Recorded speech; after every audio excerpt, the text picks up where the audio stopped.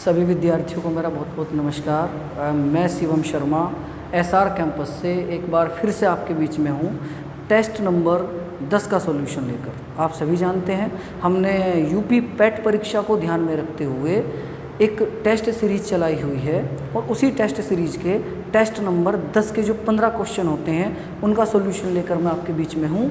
तो बिना देर किए हुए हम लोग चलते हैं। पहला सवाल बच्चों ये था 8 से 9 बजे के बीच में, 8 से 9 बजे के बीच में कब दोनों सुइयां सीधी रेखा में 180 डिग्री के कोण पर होंगी। तो बेटा 180 के केस में हम लोग क्या करते हैं, ये जो पहले वाला टाइम है इसको देखते हैं। अगर ये 8 बजे से कम 6 बजे से कम है तो इसमें हम लोगों को 6 जोड़ना है। अगर ये 6 बजे से ज़्यादा है तो हमको इसमें से 6 घटाना है। आप देखेंगे ये 6 से ज़्यादा है तो हम क्या करेंगे, इसमें से 6 घटाएंगे, 8 - 6 और गुणा कर देंगे 60/11 की। आपका हो जाएगा 2, 120/11, 11 × 11 न जाने की 0, शेष बच जाएगा 10/11। और बच्चों आपका फाइनल आंसर आएगा 8:10 सही 10:11 पर। ऐसी सिचुएशन आएगी जब दोनों सुइयां एक सीधी रेखा में। क्वेश्चन का आंसर बना आपका 8:10 सही 10:11 पर। इसके बाद अगला प्रश्न है, यदि 5 जनवरी सन 2001 को रविवार है तो 21 मार्च सन 2004 को क्या दिन होगा। बच्चों इस तरह के प्रश्न को करने के लिए हमें 2 अप्रोच इस पे काम करना होगा। पहली अप्रोच, हम इस वर्ष में से ये वर्ष को घटा लेंगे, 4 में से 1 गया, बचेगा 3। ये तो बच्चों हो गया वर्ष का मामला। इसके बाद हम चेक करेंगे क्या बीच में कोई लीप वर्ष आता है। बीच में 1 और 4 के बीच में कोई लीप वर्ष नहीं आता, लेकिन ये 2004 अपने आप में लीप वर्ष है और इसकी फरवरी बीच में पड़ रही है। तो मेरे विद्यार्थियों इसके लिए हमको इसमें अलग से 1 जोड़ना पड़ेगा। इतना काम हमने कर लिया, इसको थोड़ी देर के लिए साइड रखते हैं। अब बच्चों हमें मंथ का सिस्टम देखना है। हमें मामला स्टार्ट करना है जनवरी से, फरवरी और मार्च। बेटा जिस महीने से स्टार्टिंग हो रही है उसके बचे हुए दिन हम लोग लिखते हैं। हमारी स्टार्टिंग जनवरी से है, 5 जनवरी हो चुकी है, तो इसके आगे बचे कितने दिन हैं। जनवरी होती है 31 की, 31 जनवरी में से हम 5 घटाएंगे तो बच्चों यहाँ आएगा 26। फरवरी का ओड डे बेटा हमेशा 0 लेना है, क्योंकि जो लीप ईयर के लिए 1 एक्स्ट्रा होता है वो हम यहाँ जोड़ चुके हैं।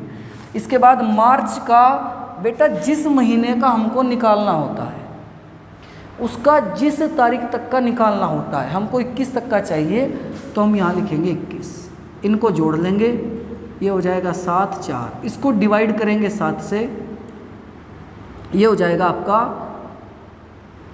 7 × 42 और जो रिमाइंडर बचेगा वो आएगा 5। आपको रिमाइंडर पे ध्यान देना है, रिमाइंडर 5 आएगा। अब करना ये है, यहाँ से जो रिमाइंडर आया और जो यहाँ आया था उनको जोड़ लेंगे। 5 + 3 और 1 4, ये हो गया 9। इसको फिर से 7 से डिवाइड करेंगे बच्चों, फिर रिमाइंडर देखेंगे, रिमाइंडर आएगा 2। अब आपको ये करना क्या है कि जो फाइनल में आपका रिमाइंडर आया है आप इसको इसमें जोड़ दीजिए, +2 करेंगे तो बच्चों मैच कर लीजिएगा, आपका जो फाइनल आंसर आएगा वो मंगलवार आएगा। इसके बाद कोडिंग एंड डिकोडिंग का बड़ा बेहतरीन सवाल है।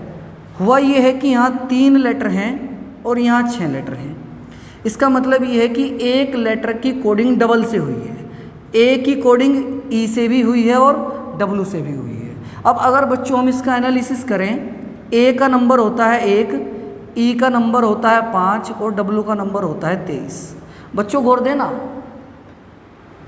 अगर हम 1 में 4 जोड़ दें तो 5 आएगा और ए में से 1 में से 4 घटा दें तो वापस जेड की तरफ घूमकर हमारा 23 आ जाएगा।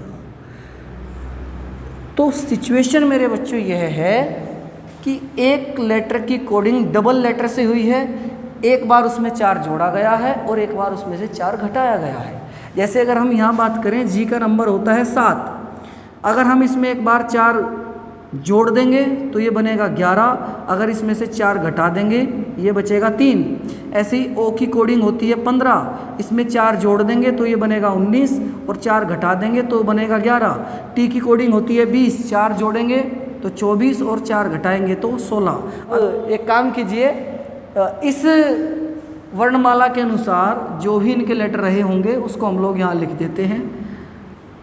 11 होता है के का, 3 होता है सी का, 19 होता है एस का, 11 फिर से के, 24 होता है आपका एक्स का और 16 होता है आपका पी का।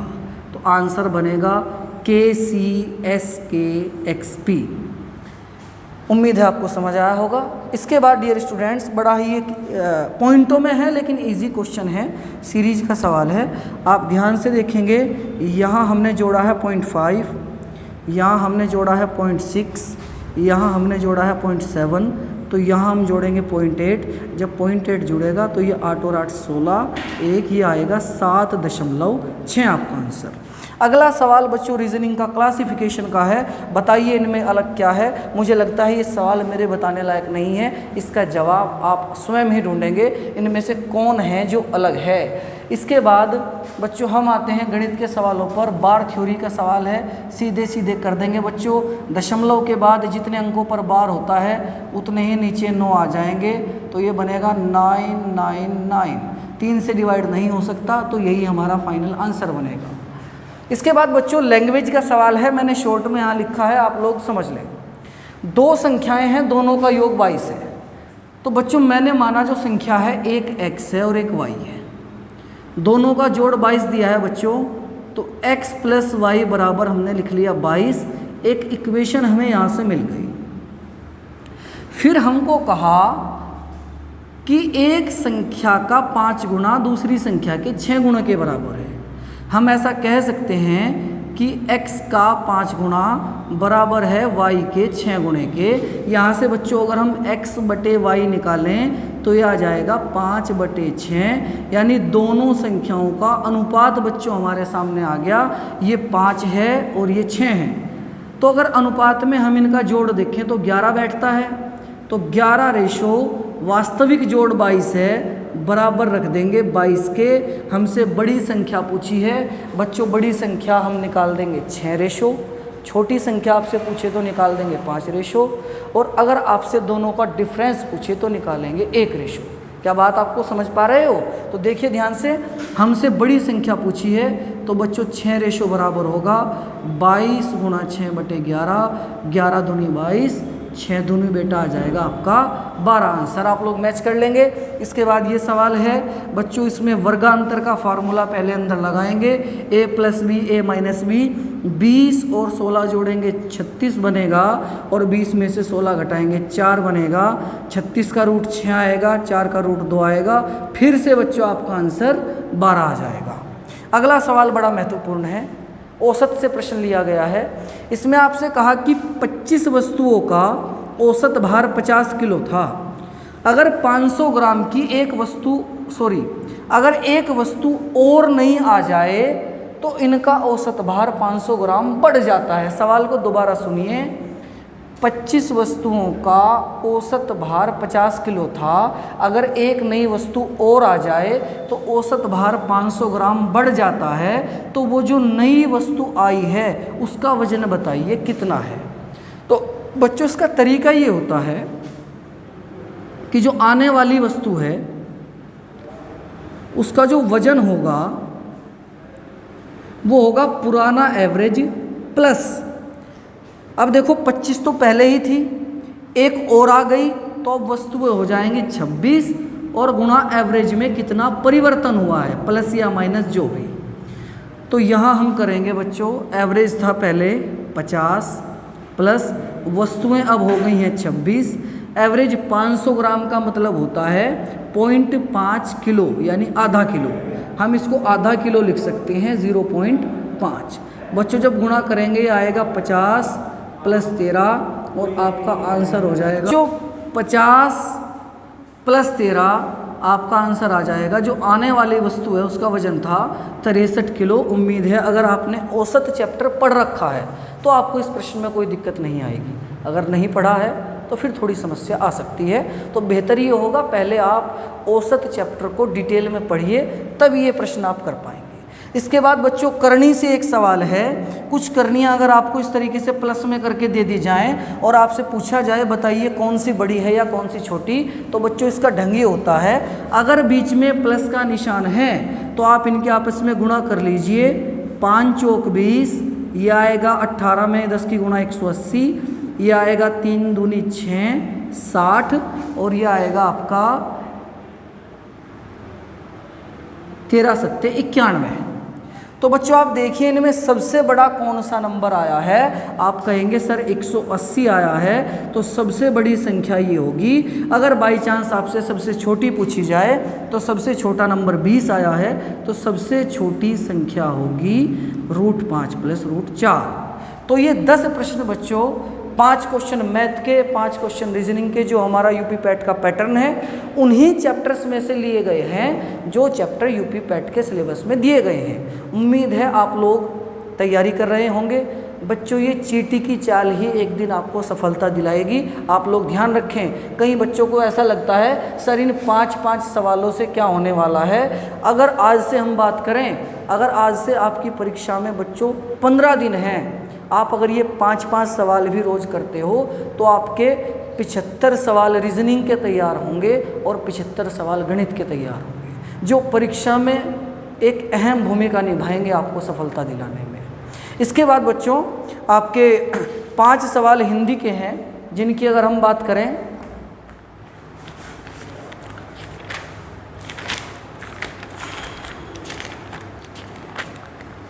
बच्चों पहला सवाल हिंदी का ये है, सदैव में संधि बताइए। तो कक्षा में मैंने आपको सिखाया है जहाँ ऐ की मात्रा आ जाए। देखिए सदा, धन, एव, आ और ए आपस में मिलकर ऐ का निर्माण कर रहे हैं, तो बच्चों यहाँ पर वृद्धि संधि होगी, यहाँ पर वृद्धि संधि होगी। आप इसको चेक कर लें, एक बार देख लें। अगर आपने संधि पढ़ रखी है तो मुझे नहीं लगता आपको इसका जवाब देने में बहुत ज़्यादा समय लगेगा। अगला प्रश्न था, मैंने अपना हस्ताक्षर कर दिया है, इसको शुद्ध कीजिए। बड़ा सरल है, मैंने अपने हस्ताक्षर कर दिए हैं, ये सही होगा।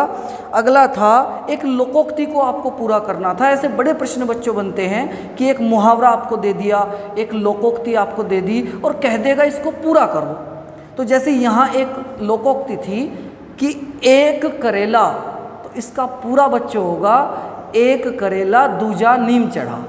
ये लोकोक्ति की जाती है कि एक तो खराब व्यक्ति था ही, दूसरा उससे भी ज़्यादा खराब व्यक्ति है। इसके बाद हिंदी गद्य का सर्वप्रथम युग किसे कहा जाता है। बच्चों इस बात को अपने दिमाग में आप लोग रखिएगा, हिंदी गद्य का प्रथम युग भारतेंदु युग को कहा जाता है, भारतेंदु युग को कहा जाता है। ये प्रश्न पेपर में आपको मिलेगा, आज ये बात आप लोग लिख लें मेरी। तो गद्य का प्रथम युग कहा जाता है भारतेंदु युग को। इसके बाद आखिरी सवाल, ये मुझे कमेंट बॉक्स में आपसे चाहिए, गोदान किसकी रचना है। आप सभी जितने भी लोग वीडियो देख रहे हैं कमेंट बॉक्स में इसका जवाब जरूर दें कि गोदान किसकी रचना है। आपका बहुत बहुत धन्यवाद।